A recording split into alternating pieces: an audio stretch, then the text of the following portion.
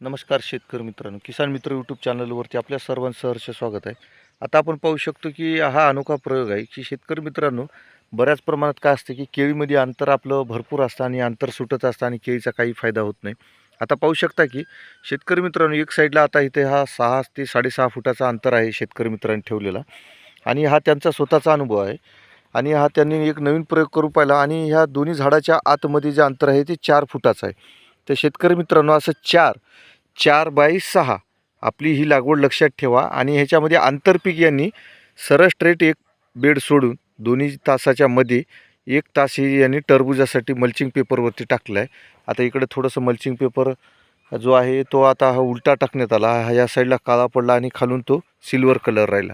पण हा वरून सिल्वर पाहिजे ते आणि खालून काळा पाहिजे ते. तर शेतकरी मित्रांनो, अशाच पद्धतीने तुम्हाला व्हिडिओ आणि नवीन नवीन माहिती पाहिजेत असेल तर तुम्ही चॅनलला फॉलो करा आणि सबस्क्राईब करा. आणि अशा एवढ्या थंडीच्या आणि अशा वातावरणामध्ये सुद्धा एकदम जी केळीची वाढ आहे ही एकदम चांगली निरोगी आणि तंदुरुस्त आहे. आणि त्यांनी केलेले हे मार्गदर्शनाप्रमाणे जे नियोजन केलं आहे हे स्वतः त्यांच्या अनुभवातून ह्या सगळ्या गोष्टी होत आहेत. तर शेतकरी मित्रांनो, आता ह्याच्यामध्ये पाहू शकतो की टरबूज ही जी अवस्था आहे ही आता आपल्याला साधारणतः वेल अवस्थेमध्ये होत आहे आणि याची थोडीशी ग्रोथ थोडी स्लोली होत आहे. आणि थंड वातावरण असल्यामुळे जे केळीची ग्रोथ थांबलेली आहे आणि जी वेलाची पण ग्रोथ थांबली आहे, यासाठी आपल्याला जे न्यूट्रिशन वगैरे द्यायचे आहेत यासाठी थोडंसं आपल्याला नियोजन करायचं आहे.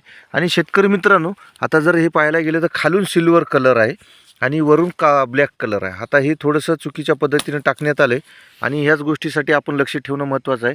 लेबर लोकांचा हा सगळीकडेच प्रॉब्लेम आहे. पण घाई गडबडीत काय होते की शेतकऱ्याची बऱ्याच ठिकाणी फटफजिती होते आणि आपलं अशा पद्धतीमध्ये नुकसान होत असतं.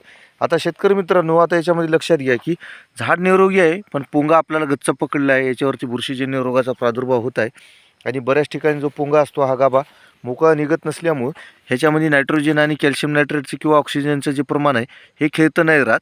त्यामुळे ह्या पोंग्याची किंवा झाडाची जी ग्रोथ असते ही मोकळी नाही होत आणि त्याच्यामध्ये जे पाहिजे सुटसुटीतपणा हा निघत नाही आणि पानाची संख्या निघत नसल्यामुळे आपलं होणार नुकसान आणि झाडाची जी आपली ग्रोथ असते, व्हेजिटेटिव्ह जी ग्रोथ आहे आपली आपण ज्याला बालावस्था म्हणतो, ही थोडीशी मंदावलेली आहे. तर ह्यासाठी आपल्याला प्रतिबंधक उपाय वगैरे करायचे आहेत. तर तुम्ही माझा नंबर सेव्ह करा 9527003666 आणि ह्या नंबरवरती कॉल करा आणि काही अडचण असल्यास किंवा औषधी जर उपलब्ध होत नसेल तर आम्ही तुम्हाला स्पीड पोस्टाने पाठवून देऊ. आणि अशी तुम्ही माहिती आणि व्हिडिओ शेअर करा आणि फॉलो करा. धन्यवाद मित्रांनो.